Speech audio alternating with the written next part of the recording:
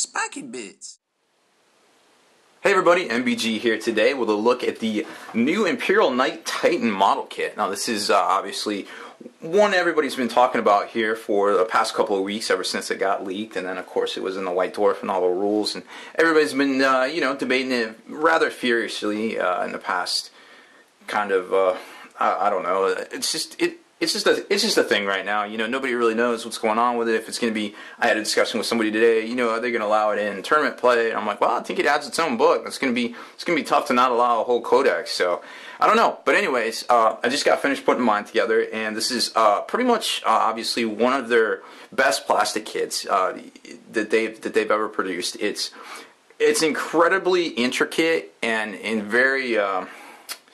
very detailed, super detailed, and I'll show you all the moving parts here in a minute. But you know, when you put this together, you do have to read the instruction book. Do not be a typical man and ignore the instructions, because you will mess it up almost from the get-go. So I learned a couple of things putting this one together, that's for sure, and hopefully I can save you all some time here in the near future if you're planning on getting one of these kits. Obviously, this is everybody's wondering how big this box is, so I'll just kind of show you here. It's pretty deep. It's about 3.5 inches deep. So it's about the size of the Wraith Knight box, just super deeper, which, you know, isn't exactly the super heavy box size everybody was assuming it would be, because there's your Knight size box. So it's the normal size box, just a little bit deeper, obviously, than what it normally is. And yeah, it's pretty cool. So we'll get it open here in a second and take a look. The box itself here is the normal non-shrink wrapped, just kind of slide out kit box, very similar to the way the Tyranid Swarm was, and the Wraith Knight itself. It's very heavy duty box and things like that, and it's pretty cool. So I like all the graphics and things on here. Of course, there's some shots of some alternate versions, some sizing comparisons, some of the paints to use and things like that. It's a very enticing box. Definitely something that most people are going to see and immediately pick it up. I don't know if they'll put it back when they look at the price tag, but hey, that's not for me to figure out right now. As you can probably tell from just seeing this base in this box, it is not the normal size oval. The flight stand that everybody's been used to, that actually fits in about right here, and I'll show you that here in a second as well. So this is a new size flight stand, or a new size oval base that I'm sure we'll see used here in the near future. The kit itself is 3 sprues, 1, 2, 3, that are, basically 6 normal size sprues that you would normally see in a smaller tactical squad kind of size kit. Obviously, they're very intricate screws there, so you definitely want to read the instructions, like I was saying. The instruction manual, and then this sweet transfer sheet that has a little protective slide thing on it, so it doesn't get like punctured and things like that.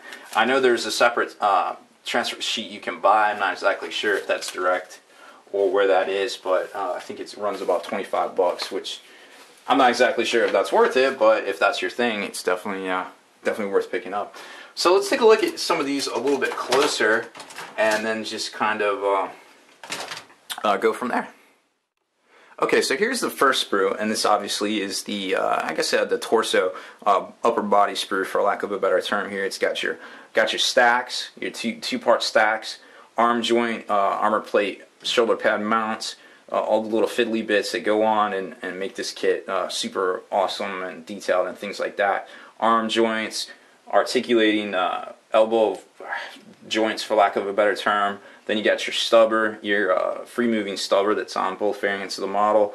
Bunches of little pieces here, little ladders and handles and things like that you have to all assemble separately. The little handles and handheld and grips and rods and things go on here, and then the hatch goes right here. The stacks themselves actually come up through here, and this is actually posable, fully removable and things like that, which is really cool. So you can go back and you can even design it into your cockpit if that's your thing. So it's a very neat kit. These shoulder pads are huge, and I can't wait to have to airbrush some of them. That's going to be really fun. The second sprue is mostly the leg joints and the ankles and things like that. So you got your feet, you got your legs right there. They're not quite as articulated as like the full-on Titan, which kind of does the three-legged thing. I forget what the exact term is for that in biology, but you know, you get the idea there. Then you got your hangy tabards, all sorts of different weapon pieces and joints and pistons and things like that. It's not very, the legs aren't very posable. One pretty much is made to go forward and one is made to go back. You could, theoretically, these hex rings here that go into the waist joints, you could kind of make it so one was running or reposition and do a bunch of different things, but you'd have to do some planning if you want to have your legs going a different way. It's kind of like the Dread Knight, where it's not super easy to do, but it is doable if you got the time for it, which was kind of disappointing, but also I totally understand it in its own right. And here's the last sprue. This is the weapon sprue, of course, where you've got the Reaper chainsword thing. Then you've got the multiple shot battle cannon and the super melt-a-gun, which is right here and mounts into there. And I believe that, yeah, the stubber is part of the battle cannon one there. So if you take that variant, you get the two stubbers. These are also pieces to the torso itself. This is the front where the head, this is the head plate mount here, head armor plates, some of the face plates, and just more weapon bits there. So very interesting kit. I think it retails for $140. Of course, it's one of the pricier ones out there. Of course, the instruction manual shows it's pretty lengthy, and you know, just right off the first page here, you're definitely going to want to make sure you read very carefully, because these legs, and it just kind of gets super complicated from there.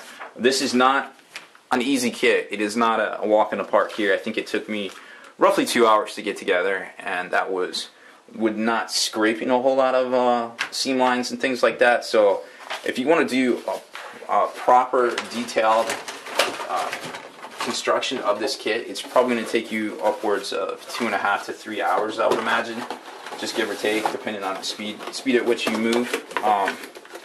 It's a great kit, and it's very rewarding to put together. But I'll show you in a few minutes some of the things to look out for there. Spiky bits.